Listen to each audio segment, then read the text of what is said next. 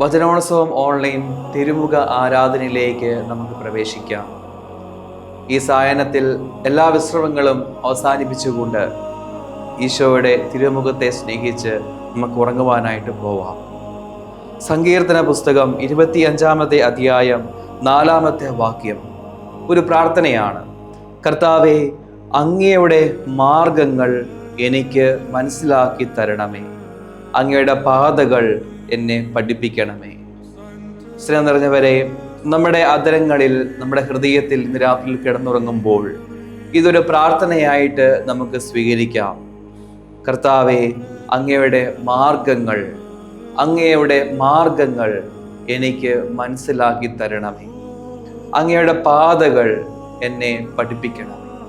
അങ്ങയുടെ മാർഗങ്ങളും അങ്ങയുടെ പാതകളും എനിക്ക് മനസ്സിലാക്കി തരികയും പഠിപ്പിക്കുകയും ചെയ്യണമേ എന്ന് ഈശോയോട് പ്രാർത്ഥിക്കാം. ഈ ഒരു പ്രാർത്ഥനയോടുകൂടി ഒരു ഗാനത്തിൻ്റെ ഇരയോട് ചേർന്ന് ഈശോയുടെ മാർഗങ്ങളും പാതകളും മനസ്സിലാക്കി തരണമേ എന്ന് ഈശോയോട് പാടി പ്രാർത്ഥിക്കാം.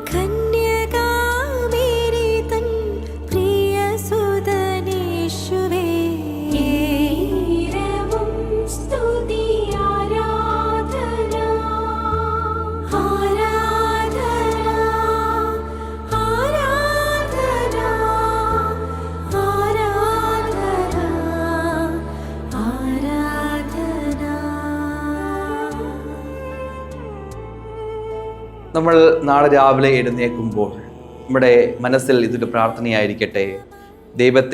ദൈവമേ, അങ്ങയുടെ മാർഗങ്ങൾ എനിക്ക് മനസ്സിലാക്കി തരണമേ, അങ്ങയുടെ പാതകൾ എന്നെ പഠിപ്പിക്കണമേ.